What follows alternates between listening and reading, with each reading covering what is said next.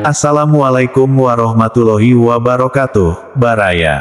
Kali ini kita kisahkan tentang satu nabi yang jarang kita ketahui. Nabi itu bernama Nabi Samun Ghazi alaihi salam. Kisah Nabi Samun Ghazi alaihi salam terangkum dalam kitab Mukasyafatul Qulub dan kitab Qisasul Anbiya.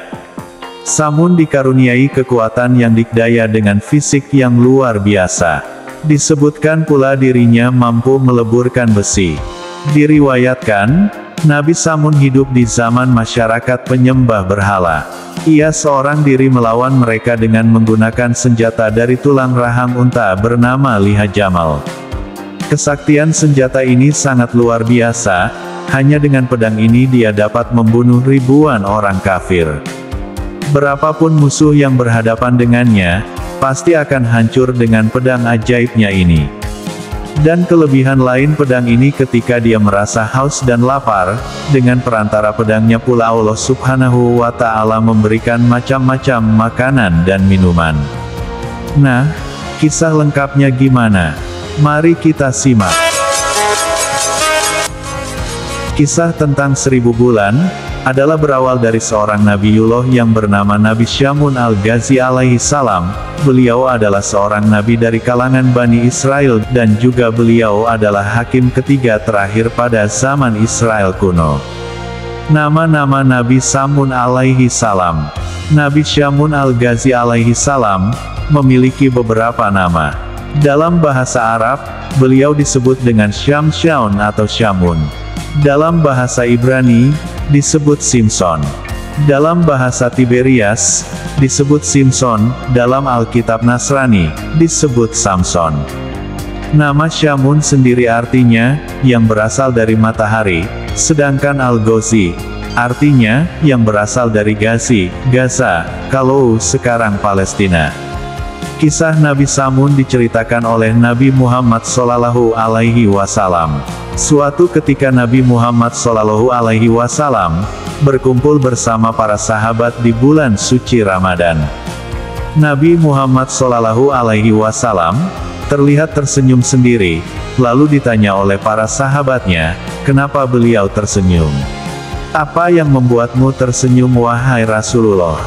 Beliau Nabi Muhammad Shallallahu Alaihi Wasallam menjawab, diperlihatkan kepadaku di hari akhir, ketika seluruh manusia dikumpulkan di padang mahsyar, ada seorang nabi yang membawa pedang dan tidak mempunyai pengikut satupun, masuk ke dalam surga, dia adalah Syamun.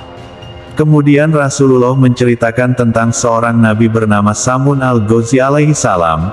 Beliau adalah nabi yang berasal dari Bani Israel yang diutus di tanah Romawi. Nabi Samun Ghazi alaihi salam berperang melawan bangsa yang menentang ketuhanan Allah Subhanahu wa Ta'ala. Nabi Samun al-Ghazi alaihi salam adalah seorang nabi berambut panjang yang memiliki kekuatan dan mukjizat yang dapat melunakkan besi, dan dapat merobohkan istana raja. Syamun memiliki senjata semacam pedang yang terbuat dari tulang rahang unta bernama liha jamal. Dengan pedang itu dia dapat membunuh ribuan orang kafir tanpa ampun. Berapapun banyaknya musuh yang berhadapan dengannya, pasti akan hancur dengan pedang saktinya. Tidak hanya itu, bahkan ketika dia merasa haus dan lapar, dengan perantara pedangnya pula Allah memberikan makanan dan minuman. Nabi Samun seorang muslim dan seorang ahli ibadah yang sangat disegani oleh kaum kafir karena keberaniannya. Sudah tak terhitung lagi orang kafir yang mati di tangannya. Selain itu, Samun juga ahli ibadah dan tercatat ia sanggup beribadah selama 1000 bulan dengan salat malam dan siangnya berpuasa, di mana selama 1000 bulan tak pernah lepas dari salat malam dan siangnya selalu berpuasa. Subhanallah. Nabi Samun adalah seorang pembela agama Tauhid, Allah Subhanahu wa Ta'ala. Nabi Samun berperang melawan kaum kafir selama 1000 bulan, hanya berbekal tulang dagu unta sebagai senjata, tidak memiliki senjata lain. Setiap kali menghantam kaum kafir dengan pedang dari dagu untanya, banyak kaum kafir yang terbunuh dalam jumlah yang sangat banyak. Dengan hanya bersenjatakan tulang rahang seekor unta yang dibentuk menyerupai sebuah pedang pendek yang tajam, Nabi berperang melawan bangsa yang menentang Allah Subhanahu wa Ta'ala, dengan penuh keberanian dan selalu dapat mengalahkan mereka. Ketangguhan dan keperkasaan Nabi Syamun dipergunakan untuk menentang penguasa kaum kafirin saat itu, yakni Raja Israel. Menghadapi kesaktian Nabi Syamun al-Ghazi alaihi salam membuat para kafirun ketakutan. Mereka mencari jalan untuk bisa mengalahkannya. Dengan segala kehebatannya itu, ia dibenci oleh para musuh, terutama dari golongan orang kafir. Maka Raja Israel membuat rencana untuk membunuh Syamun, dan mencari jalan untuk menundukkan Nabi Syamun. Berbagai upaya pun dilakukan olehnya, sehingga akhirnya atas nasihat para penasehatnya diumumkan sayembara, barang siapa yang dapat menangkap Syamun Ghazi, akan mendapat hadiah emas dan permata yang berlimpah. Mereka menawarkan hadiah berupa uang dan perhiasan yang berlimpah kepada istri Nabi, istri Syamun. Istri Nabi Syamun adalah seorang kafir, dengan syarat ia bersedia dan mau bekerja sama melumpuhkan suaminya. Istri Nabi yang ternyata seorang kafir, dan dia sangat tergiur oleh hadiah itu. Kaum kafir kemudian memanfaatkan istri Syamun, untuk ikut membantu membunuh Syamun. Syamun Ghazi alaihi salam tertipu istrinya dan dikhianati istrinya sendiri, dan pada akhirnya istrinya mendapat balasan yang setimpal dari Allah Subhanahu wa Ta'ala.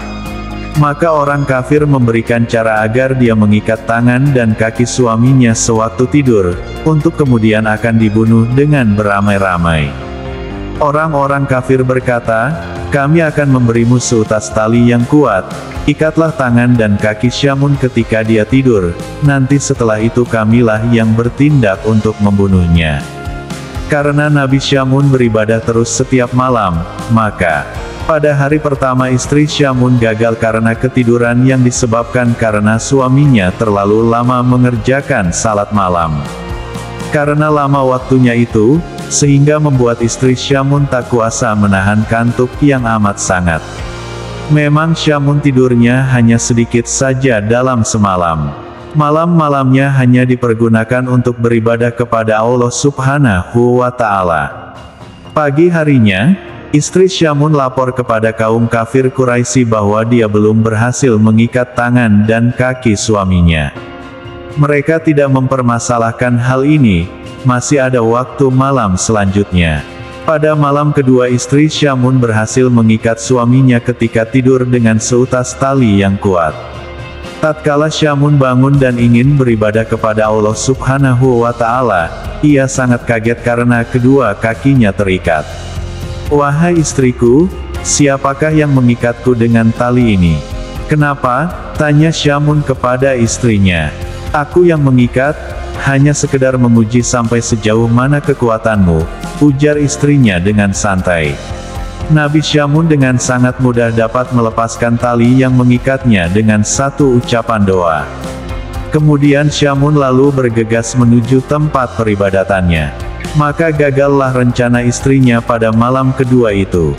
Istri Syamun lapor ke raja. Setelah itu, musuh-musuh kafir datang lagi dengan membawa rantai dan istri Syamun siap mengikat kembali suaminya pada keesokan malamnya.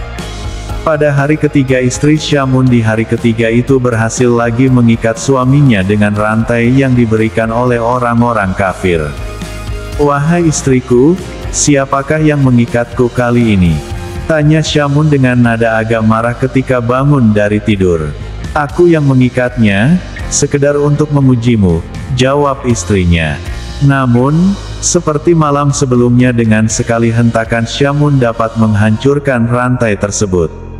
Rahasia kekuatan Syamun. Lalu Syamun segera menarik tangannya dan memotong rantai itu. Kemudian istrinya pun segera membujuk suaminya agar mau menceritakan rahasia kekuatan tubuh yang dimiliki suaminya. Akhirnya Syamun bercerita juga, bahwa jika sebenarnya ia adalah seorang wali dari sekian banyak waliullah yang hidup di dunia ini. Syamun berkata, "Wahai istriku, aku wali di antara wali kekasih Allah, segala perkara dunia ini tidak ada yang sanggup mengalahkan diriku. Aku punya rambut panjang ini, Ketahuilah, bahwa tidak ada seorang pun yang mampu mengalahkanku dalam perkara dunia kecuali rambutku ini, jelas Syamun. Syamun memang memiliki rambut yang sangat panjang dan panjangnya digambarkan bahwa ujung rambutnya akan menyentuh tanah saat Syamun berdiri. Setelah mengetahui kelemahan suaminya, akhirnya pada saat Nabi Syamun tidur, mulailah istrinya mengikat tangan Syamun dengan 4 helai rambutnya, dan mengikat pula kakinya dengan 4 helai rambut milik Syamun, sementara ia tetap dalam tidurnya. Setelah bangun, Syamun bertanya, "Wahai istriku, siapakah yang mengikatku ini? Apa yang kau lakukan?" "Aku, untuk mengujimu," jawab istrinya yang mulai ketakutan. Nabi Syamun berusaha dengan sekuat tenaga untuk melepaskan ikatan rambutnya itu, namun dia tidak berdaya untuk melepaskannya. Si istri langsung saja memberitahukan kepada kaum kafir tentang hal ini. Nabi Syamun al-Ghazi alaihi salam lalu ditangkap dan dibawa ke istana, ke hadapan raja para kafirun, lalu diikat pada tiang utama istana yang sangat kuat dan dipertontonkan kepada khalayak istana. Dan mulailah mereka memotong kedua telinga, bibir, kedua tangan dan kakinya. Tidak hanya itu, Nabi Syamun juga disiksa dengan dibutakan kedua matanya. Mereka menyiksa Nabi dengan tujuan agar beliau mati secara perlahan-lahan. Sang istri yang jahat, ikut pula menyaksikan penyiksaan tersebut pada suaminya tanpa rasa belas kasihan. Astagfirullah, sungguh biadab orang kafir ini. Pertolongan Allah Subhanahu wa Ta'ala datang. Ketika begitu hebatnya siksaan tersebut, membuat Allah Subhanahu wa Ta'ala lewat perantaraan malaikat Jibril, berbicara dengan suaranya yang hanya bisa didengar oleh Nabi Syamun al-Ghazi alaihi salam. "Hai Syamun, apa yang engkau inginkan? Aku akan menindak mereka." Lalu Nabi Syamun menjawab, "Ya Allah, berikanlah kekuatan kepadaku hingga aku mampu menggerakkan tiang istana ini, dan akan kuhancurkan mereka dengan kekuatan dari Allah. Bismillah. La haula wa la quwata illa billah." Seketika juga tiang-tiang istana juga ikut roboh dan hancur lebur. Istana yang dijadikan tempat pembantaian itu juga turut hancur dan atapnya menimpa orang-orang kafir dan semuanya meninggal. Begitu juga dengan istrinya, juga ikut tertimpa reruntuhan gedung istana Raja Kafir. Pada kejadian itu semua mati tertimpa reruntuhan bangunan istana, dan terkubur di dalamnya. Hanya Nabi Syamun sendiri yang selamat, lalu Allah mengembalikan seluruh anggota badan yang telah terpotong dan menyembuhkan segala sakitnya. Lalu dikembalikannya kedua tangan, dan kaki, mulut juga kedua telinganya, dan Nabi Syamun pun bersumpah akan memberantas kebatilan selama 1000 bulan dan beribadah tanpa henti. Setelah mendengar kisah Nabi Syamun al-Ghazi ini, para sahabat menangis terharu. Lalu bertanyalah sahabat kepada Rasulullah, "Wahai Rasulullah, sungguh besar sekali ganjaran yang dilakukan oleh Nabi Syamun al-Ghazi. Dia berjuang memberantas kebatilan selama 1000 bulan, malamnya dia beribadah, dan siangnya dia berpuasa dan berjihad, sedang kami yang lemah ini tidak akan mampu melaksanakan ibadah seperti itu." Rasulullah Shallallahu Alaihi Wasallam diam sejenak. Kemudian, datang malaikat Jibril dan mewahyukan kepada beliau, bahwa pada bulan Ramadan ada sebuah malam, yang mana malam itu lebih baik daripada 1000 bulan. Itulah Lailatul Qadar yang jika kita mendapatkannya, maka malam itu lebih baik daripada 1000 bulan. Dalam kitab Qisasul Anbiya juga dikisahkan bahwa Rasulullah Muhammad Shallallahu Alaihi Wasallam tersenyum sendiri, lalu bertanyalah salah seorang sahabatnya, "Apa yang membuatmu tersenyum wahai Rasulullah?" Rasulullah Shallallahu Alaihi Wasallam menjawab, "Diperlihatkan kepadaku hari akhir ketika di mana seluruh manusia dikumpulkan di mahsyar. Semua nabi dan rasul berkumpul bersama umatnya masing-masing, masuk ke dalam surga. Ada salah seorang nabi yang dengan membawa pedang, yang tidak mempunyai pengikut satupun, masuk ke dalam surga, dia adalah Syamun." Setelah mendengar kisah Nabi Syamun al-Ghazi alaihi salam, para sahabat Nabi Muhammad SAW menangis terharu. Bertanya sahabat kepada Nabi Muhammad SAW, "Ya Rasulullah, tahukah baginda akan pahalanya?" Rasulullah menjawab, "Aku tidak mengetahuinya." Setelah Rasulullah selesai berkisah, Allah Subhanahu wa Ta'ala menyuruh malaikat Jibril datang kepada Nabi Muhammad SAW dan menurunkan surat Al-Qadar. "Hai Muhammad, Allah memberi Lailatul Qadar kepadamu dan umatmu. Ibadah pada malam itu lebih utama daripada ibadah 1000 bulan," ujar malaikat Jibril. Allah Subhanahu wa Ta'ala berfirman, Surat Al-Qadar ayat 1-5. Ayat 1. Sesungguhnya kami telah menurunkannya, Al-Quran, pada malam kemuliaan. Ayat 2. Dan tahukah kamu apakah malam kemuliaan itu? Ayat 3. Malam kemuliaan itu lebih baik dari 1000 bulan. Ayat 4. Pada malam itu turun malaikat-malaikat dan malaikat Jibril dengan izin Tuhannya untuk mengatur segala urusan. Ayat 5. Malam itu penuh kesejahteraan sampai terbit fajar.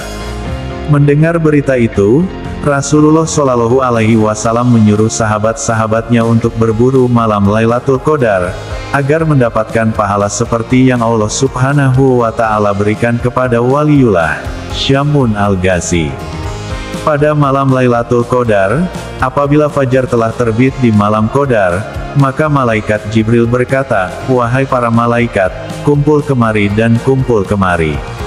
Para malaikat, "Ya Jibril, apa yang Allah perbuat untuk kaum muslimin di malam ini dari umat Muhammad SAW?" Malaikat Jibril, "Sesungguhnya Allah memandang kepada mereka dengan penuh kasih sayang. Allah memaafkan serta ngampuni dosa-dosa mereka, kecuali 4 kelompok." Para malaikat bertanya lagi, "Siapa 4 kelompok itu ya Jibril?" Pertama, orang yang membiasakan diri minum arak, mabuk-mabukan. Kedua, orang yang durhaka kepada orang tua. Ketiga, orang yang memutus silaturahmi. Keempat, orang yang bertengkar, yaitu pertengkaran dengan sesama yang belum damai dalam jangka waktu 3 hari. Itulah kisah Nabi Syamun. Semoga bisa menambah keimanan kita pada Allah Subhanahu wa Ta'ala.